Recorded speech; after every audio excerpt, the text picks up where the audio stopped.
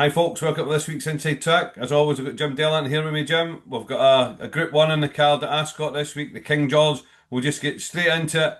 We've got Jan Bruegel, is it Bruegel, is it Bruegel? I never really know. Calandigan, who faced off in the Coronation Cup. I think we actually got around the wrong way that day. Jan Bruegel won the race that day at Epsom. Is that the outcome you can see, or do you have anything else in the field to beat the big two? Yeah, it's a fascinating clash between the two again. I think you're right. We went with Calandigan that day, and Jan Bruegel won, and of course Calandigan back home managed to come out and won Group One next time. So there's no doubting the quality of the form from that Coronation Cup. I'm sure. Well, I'm pretty sure they will dominate the market again. That's the way it's looking. That's the way it's shaping up before Saturday. But all week, in fact, ever since last weekend when I wrote the Sunday column, I really fancy Kalpana. Andrew Balding was hoping that there would be a little bit of rain. It's not going to be soft by any means at Ascot on Saturday, but they have had enough rain that it's going to be good. So technically, nobody can really complain about that as long as it's not very fast side of good. But I'm pretty sure the Balding team will have, and Judd Monty team will have had a look at the track and have a fair idea of the fact that they are going to get some cut in the ground. I think it is key to this filly, and the fact she's a filly, she gets £3 from the Colts in this King George Group 1 over a mile and a half. Oisin Murphy is riding, and that's because Colin Keane is suspended after just too many cracks of the whip a few weeks ago. So Kalpana has been ridden by Murphy before. He's got a decent record on the filly, including finishing second or third, I think, in the Ribblesdale last year, Mm. just without my note in front of me. But I don't worry about the jockey. I certainly don't worry about the filly being in form. You certainly wouldn't worry about Andrew Balding's form. He's trained more winners than anybody else in Britain and Ireland this season. So absolutely fine with the stable form. I think Kalpana has run two really good preps for this. She ran in unusually actually two races in Ireland, two Group 1 races in Ireland, one against the boys, one against the fillies. She finished third and second. I think that form is top class over a mile and a quarter. She goes back up to her, what you would think, Robert, is her optimum Mm. trip of a mile and a half on Saturday. And of course, if you go back to last season, she won that listed race at Hamilton, the Glasgow Stakes, which was run last weekend. And a horse called Postponed won that race in 2014. And then the following year, 2015, won the King George. So it has been done before. But I think Kalpana has proved twice now or three times now that she's a good level above that listed form at Hamilton. She was hugely impressive that night. I remember it very well. But of course, she won the Group 1 for fillies and mares at Ascot in October. That's top class form. She doesn't get the heavy ground this weekend, but I don't think there's been too many problems with good ground so far this season. And I have actually become sweeter on this as the week's gone on. So 5-1 at the start of the week, 4-1 still as we talk today. And I really do fancy Kalpana to get the better of the two boys in the King George. Yeah, I mean the Coronation Cup pretty much tells us we continue us in the race again as a pacemaker. Kind of tells us how this race is going to be run. Do you think Yeah. they'll pretty much have similar tactics to what they Yeah. had at Epsom? They'll just send continuous out in front. Jan Bruegel will just try and track him, and then they'll just try and stretch the other two. Yeah. Given that they've always said that Jan Bruegel might well be a cup horse eventually, the fact that he's proven now Group 1 a mile and a half, they're going down that route and they're sticking to that route, but they want this the stiffest test of stamina possible. That should suit Calandigan as well, as long as Barcelona gets it right this time. He doesn't lay too far out of his ground. But I'm quite happy that it'll suit Kalpana as well. I think Murphy can sit and sit and sit. And remember, he's got that 10 furlong pace, which I don't think the other two have. So Kalpana, very much the one for me. And I think 4-1 is a decent price. Good stuff, Jim. Well, earlier in the card at the 140, we've got Group 3 for the fillies. And I'm going to come down on one that's, we've got the Queen Mary form from Royal Ascot. I'm going to come down on one that was beat two lengths behind True Love, who was a hugely impressive winner and has backed that form up again since. This one's called Stair, who was second in nine in the low drawn group, finished fifth overall in the Queen Mary. Followed it up with winning a listed race at Sandown the next time out, beating Military Code, who's a horse that we've talked about as well. Yeah. Drawn eight, steps up to 6 furlongs here. Should be fine. Some 6 furlong winners in our family. I think Stair, the form of that Queen Mary is just working out nicely with True Love. If you're only 2 lines behind her, I think you're doing all right. So I think Stair in the 140, and then in the 220 we've got a Group 3 for the fillies and mares as well, haven't Yeah. we? the Valiant Yeah, Stakes. And yeah. Group 3 over a mile. yeah, yeah, and then Chantilly Lace, I think, for the Beckett in this race. Been highly tried, finished fifth in the Thousand Guineas, then was fifth in the Coronation Stakes behind Cercine. Outpaced on the quicker ground both those times, I felt. Yeah. But I mean, although there's no much rain in the forecast, I did hear Chris Stickles saying they had a bit earlier in the week, so he's expecting it to be good ground. So that kind of slower ground, although it's not going to be slow, but No. certainly slower than it was Royal Ascot week. I think Chantilly Lace on a bit slower ground. I'll find this a bit more to our liking. What about the 3 o'clock, Jim? We've got a big handicap there. Yeah, the big handicap is the International Stakes. It's over 7 furlongs. It's a Class 2. Moe and Shandon, the sponsors. The horse I really like here, and I led on it in the inside track column in the Scottish Sun on Thursday, is Northern Express. Comes down from the Michael Dodge yard, ridden by Paul Mulrennan, who of course had his biggest day ever when he won an American Affair in the King Charles III at Royal Ascot. He's also won plenty of times on this Northern Express. They combined successfully last year off a mark of 102 to win this race, and that meant he'd finished fourth, and first in successive runnings of this international handicap. And Northern Express comes back on Saturday, Robert, £2 lower. Now, how they've managed that, I'm not quite sure, because he's run some really good races, including a very good close-up seventh in the Buckingham Palace at the Royal Meeting. So he's back on the course and distance that he likes. The ground will be fine. The jockey's fine. We know he's in form. The Dodge team are running really, really well. Even his outsiders are hitting the frame. I think this one is set up for a big, big run again. I know I'm tipping last year's winner, but he is £2 lower. I don't think he's deteriorated, and I'm going for Northern Express to win the International. Now, you might be interested to know that I'm going against the horse that I tipped up to win the Bunbury Cup at 40 to 1 a couple of weeks ago, and it was beating a nose on the line. Well, I've deserted Alto because I really do think that was his race to win, and sadly he lost it. I see they've changed the jockey. William Buick gets the ride because I think Joe Levy maybe just stopped riding at Newmarket a stride too early, but we don't want to go over it. I have got over it. He was beaten at 40 to 1. I'm going against him on Saturday, and Northern Express is quite a confident selection. Although I think the each way price might have gone by the weekend. I got 14 to 1 during the week each way. I suspect that people will latch onto that, and you're probably still looking 7-8, and that's still an each way price to most people. Yeah, I thought Cody Lyon might have a wee chance in this, just in the form behind Get It, who won the Wokingham back in May. That one came out and won at Haydock the next time. Then went to Salisbury, got bumped about a bit at Salisbury, ended up getting kind of knocked into the rail, but he's up to a mark of 92, which seems quite high for him. But I think back to Ascot and stepping back up to 7 furlongs at 16 to 1, I think I'm going to be interested in that one each way. And then we'll move up the road to York, Jim. I'll leave that to you as always, because I can't win at the place. So tell us what you've got for York. Well, interestingly, in the Sky Bet Dash, which is a 100 grand race over 5 furlongs at 2 o'clock, the one I really fancy and have fancied for a while for this is Elmon Jed, trained by William Haggis. It's going to be ridden by Jim Crowley, who incidentally went to Windsor on Monday, didn't go to Ayr, and the horse that won at Ayr, which he could have ridden, is now the 4 to 1 favourite for the Stewards Cup next Saturday.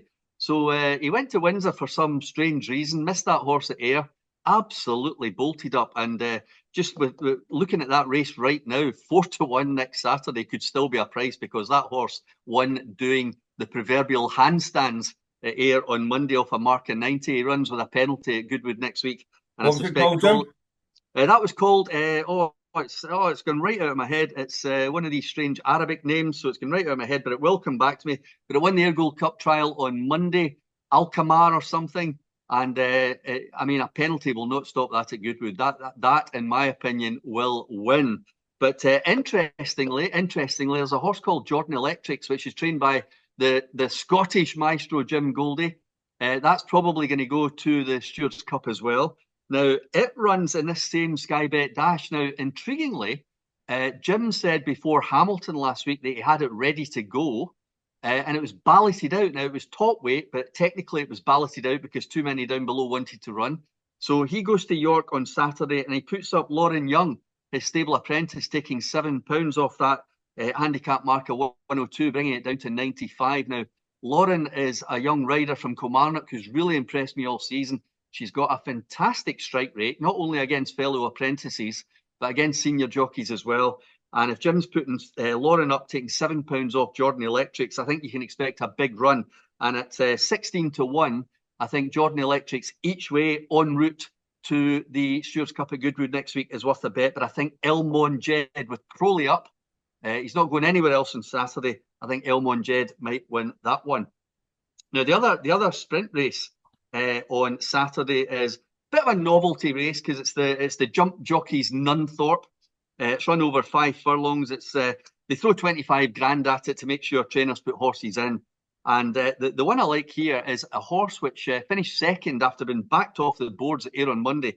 A horse called Another Bar, trained by Adrian Keatley, whose horses are in fantastic form. He was just unlucky for us at Market Raising last week when Kihava finished second, but he trained a 28 to 1 first time out juvenile winner for Dundee United director Jimmy Fife at Ayr on Monday. Jimmy wasn't there. I think Adrian put him away that day. He didn't think it would win first time out.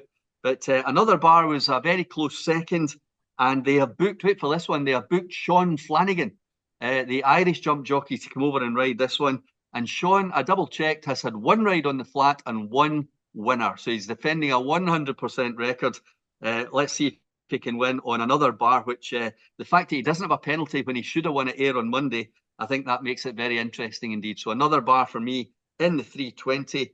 And just one more mention, because we're going to mention it in a minute, because it's declared to run on Friday, and that's Yasser. Jim Goldie's declared it again on Saturday, but we'll talk about it on Friday. The reason I mention it now is that this horse ran on all 3 days of last year's Ayr Gold Cup meeting, so don't worry if it runs Friday and Saturday. It might just win one of them. Well, we've got all weather action at Newcastle as well, and I've been waiting for a horse called Mr. Withington to come out. There was a race, you'll remember it well, Jim, a race at Ayr last month, low grade stuff. Mr. Withington finished 6th in the race, bunched finish. Yep. He went off, he was 80 to 1 in the morning, went off 40s, finished 6th, but he was only beat 3 lengths or something like that. But that race, the 3rd, the 4th, the 8th have all come out and won since. Yeah. The 7th has come out and been a good second. The 10th's come out and been second twice. Yeah. So this race is working out really well. So Mr. Withington, I thought, was a real eye catch on handicap debut in that race. Just kind of got run out of it, maybe the last couple of 100 yards. Looks really strong form for the grade. He's in an apprentice race here, but my heart sunk when I saw he was drawn 9 of 9.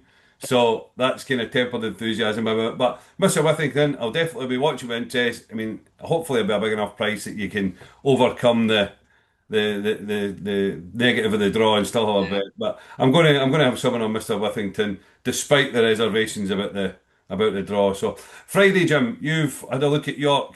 What have you got for us there? Yeah, I just mentioned Yasser there, declared on Saturday, but Jim Goldie's got it declared on Friday as well in the 5:30. It's an evening meeting, obviously, on Friday. It's over 7 furlongs, which I suspect is the horse's optimum trip. Now, this horse finished 3rd in that Gold Cup trial, which I mentioned earlier on. And Lauren Young was on it that day. A strong finishing 3rd. Remember, that was 6 furlongs, the Ayr Gold Cup course and distance.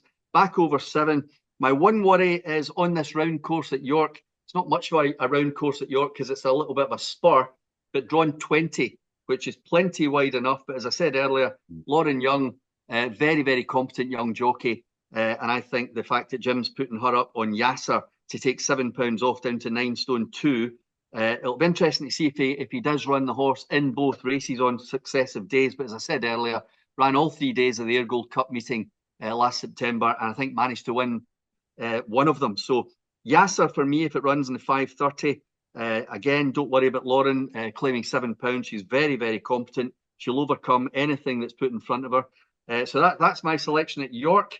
And I wanted to mention one other, Robert, Luna Inverness, which is something Inverness in Gaelic, and it's trained by Katie Scott. It's a filly very much on the upgrade, and the fact they've managed to book Oisin Murphy for that makes that a very hopeful selection for me. So first and last race, Yasser 5:30, Luna Inverness 8:23. We've got jumping at Utoxer as well. So I don't know if I'll be betting any of these, but 3 horses I did want to flag up. The 130, Gentabello, talked about him last week. He was declared an on-runner at Hexham with the going change. a horse that I think got a really, really bright future over hurdles, owned by the Rooneys, bred by the two of the Rooneys' former horses. So be very interested to see how Gentabello runs. And then the 237, we've got Where's Me Money gone, running again after being hiked up a massive £34 for winning from well at the handicap at Perth. I mean, I was there that day and just watched in disbelief as this thing just kept going further and further clear, Yeah. up to a new mark of 100, £34 higher than his last run. I wouldn't imagine it'd be a betting proposition, but it'll be fascinating to see if he can hold his form and win again in this company. And the third one is the 458, a horse that we've talked about in the winter, Hold On to the Line, which has been bought by Ollie Murphy out of the James Ewart yard when James decided to stop training and had the dispersal sale. He's had a break of 100 plus days and he's won a three in the race for Ollie Murphy. But he's put Beau Morgan on to claim five off it. He's run okay off of breaks before, so he'll be an interesting one to keep an eye on in the market. If he's fit, then he should have a chance in this. And then if we go over to Ireland in the 740, we've got a horse at Kilbeggan called St Cuthbert's Cave, who I saw win a bumper for Rose Dobbin in 2023, beat Breeze River that day, who's turned out to be a good horse, and also Cracking Rhapsody was meant to be in that bumper, Jim. I mean, he was a late withdrawal. We know what he's done since. Yeah. He won a bumper for Rose that day. He was bought by Gigginstown for 150,000 afterwards and sent to Gordon Elliott. Been a really, really slow burner. It took him 10 runs to win a novice hurdle, which I'm thinking the Gigginstown mob don't really hold on to them that long if they're not showing anything at home. So I think he's just obviously been a slow burner, but there's been signs that the penny's starting to drop now. He was second in a beginner's chase over course and distance at Kilbeggan in early last month. Comes back here, same conditions, handicap debut now of 116. I just think the way the Gigginstown lot have persisted with him, they obviously think he's better than 116. So be interested to see how he goes in his handicap debut in 740 at Kilbeggan. Well, just before we go to Ascot on Friday, I have managed to scramble about with all the bits of paper here and find the name of that horse that won the Air Gold Cup trial. It was Almeraq, Almeraq, and it's now 4-1 favourite for the Stewards Cup. And my goodness, if you haven't seen that winning at Ayr on Monday, go and find the video. The horse that I really fancy at Ascot on Friday, Robert, is a 2-year-old, which is trained by John and Sean Quinn. Jason Hart making the trip down to Ascot to take the ride. It's a listed race named after Pat Edry. It's over 7 furlongs. Now, this one was quite unconsidered in the market when it won first time out at Ayr, but when I spoke to Connections afterwards, they were quite baffled by the fact that it was an unconsidered price because he won really, really well. Jason Hart was pushing him at halfway. You thought this is going to finish last. And then suddenly the penny dropped. The horse clicked into gear and off he went. And he won really, really impressively. So they step him up to this listed race at Ascot on Friday. Cape Ashizuri is the name of the horse, trained by John and Sean Quinn, ridden by Jason Hart. One downside, I have to say, the horse that was third was beaten in a nursery at Doncaster on Thursday. So that's a bit of a blow. But Cape Ashizuri was so impressive. I think he can step up in class and beat a horse called Reciprocated, which is going for a hat trick for trainer Carl Burke and very much informed jockey Clifford Lee. So Cape Ashizuri for me at Ascot on Friday. Thanks very much, Jim. That's great. Hopefully we've got a few winners in there. Thanks very much, folks. We'll be back in the middle of August. Jim and I are going to take a few weeks off on holiday. We're not going to be on holiday together. Please, no. I've seen more than enough of you. So we're back in the middle of August in time for York. Well, Thanks, everybody. You can look at York. I'll not be looking at it. Thanks, folks. Cheers. Thank you.